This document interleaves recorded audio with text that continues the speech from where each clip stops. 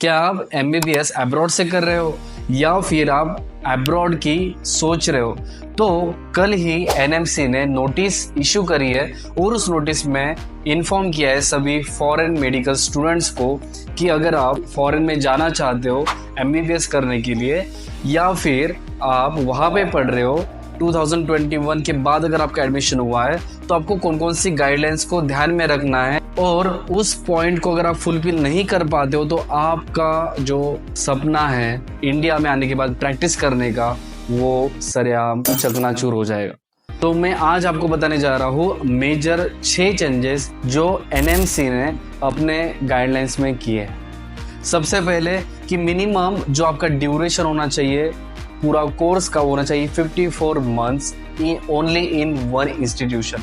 यहाँ पे दो आपको पॉइंट आपको दिख रहा होगा कि 54 months and only in one institution, मतलब आपका पूरा कोर्स जो होना चाहिए 54 मंथ्स का होना चाहिए इंक्लूडिंग इंटर्नशिप एंड एक ही कॉलेज से होना चाहिए। मतलब आपने उस कॉलेज में अगर एडमिशन लिया है तो उसी कॉलेज से ग्रेजुएट होना चाहिए। सेकंड पॉइंट दिया है कि 12 मंथ ऑफ जो इंटर्नशिप है वो उसी कॉलेज से होना चाहिए जो कंप्लीटेड आपने उसमें कोर्स किया है। अगर आपने कोर्स अलग कॉलेज से किया है और इंटर्नशिप अलग कॉलेज से किया है तो वो आपका वैलिड नहीं माना जाएगा। बट याद रखना है कि ये जो गाइडलाइंस इन्होंने दी है ये 2021 के बाद जो स्टूडेंट्स ने एडमिशन लिए उनके लिए ही है। अगर आपका एडमिशन 2021 के पहले है तो आपके लिए वो गाइडलाइंस लागू नहीं होगी। ये याद रखना है, अगर आपका एडमिशन 18 अक्टूबर के पहले है तो आपके लिए कोई प्रॉब्लम नहीं है, अगर उसके बाद है तो आपके लिए प्रॉब्लम हो सकता है।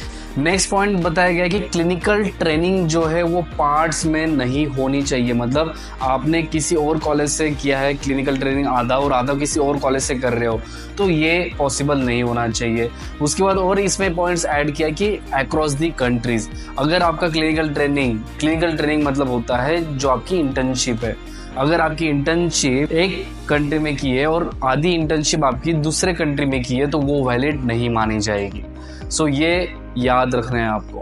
जिस भी कॉलेज में अगर आप एडमिशन ले रहे हो तो वो कॉलेज इंग्लिश मीडियम होना चाहिए। बहुत सारे फ्रॉड एजेंट्स होते हैं कि जो आपको बोल देते हैं कि हाँ मीडियम ऑफ टीचिंग जो है इंग्लिश मीडियम है, लेकिन वहाँ पे जाने के बाद आपको पता चलता है कि टीचर्स को इंग्लिश नहीं आता है। तो कभी भी अगर आपको यूनिवर्सिटी चूज़ करनी है तो किसी वाइज एजेंट से कीजिए। इसी वजह से मैं आपको बोलता हूँ तो अगर आपको किसी यूनिवर्सिटी में प्रॉब्लम हो रही है, अगर किसी कंट्री में भी प्रॉब्लम हो रही है कि कौन सी चूज़ की जाए, तो आप हमें DM करके या फिर कमेंट करके या फिर हमारे नीचे दिए गए कॉन्टैक्ट नंबर पे कॉल करके मैसेज करके आप हमसे पूरी जानकारी ले सकते हो। उसके बाद जो पॉइंट बताया गया है NMC के गाइडलाइंस में वो है कि studied the mandatory subject which is mentioned in the schedule 1। जो शेड्यूल 1 में सब्जेक्ट आपको मेंशन किए गए थे वो आपके कॉलेज में होने चाहिए। अगर नहीं है तो आपका वो कोर्स वैलिड नहीं माना जाएगा। उसके बाद जो पॉइंट है कि आप जो भी कॉलेज से आप निकल रहे हो या फिर किसी भी कंट्री से निकल रहे हो तो आपका वहाँ पे लाइसेंस आपको मिलना चाहिए। अगर आपका वो लाइसेंस नहीं है आपको उस कंट्री में अगर प्रैक्टिस करने का तो वो भी आपका वैलिड डिग्री नहीं मानी जाएगी इंडिया में आने के बाद। उसके बाद इन्होंने बताया गया कि जो 2021 फॉरेन मेडिकल ग्रेजुएट का जो रेगुलेशन निकाला गया था वो कंसीडर आपको करना है, वो पूरी तरह से पढ़ना है। अगर आपको फॉरेन मेडिकल ग्रेजुएट्स का 2021 का पूरा गजेट का पूरा आपको इन्फॉर्मेशन चाहिए तो आप ये वाला वीडियो देख सकते हो, इसमें मैंने पूरा इन्फॉर्मेशन दिया हुआ है। उसके बाद बताया गया कि आपको लाइसेंस के लिए इंडिया में लाइसेंस के लिए आपको पूरे 1 साल का इंटर्नशिप कंप्लीट करना पड़ेगा इंडिया में आने के बाद।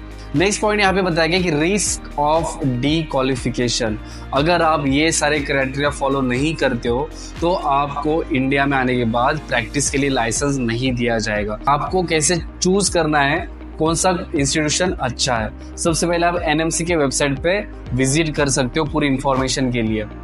नेक्स्ट पॉइंट आपको बताया गया कि आप NMC को डायरेक्टली कांटेक्ट कर सकते हो वेरिफिकेशन के लिए।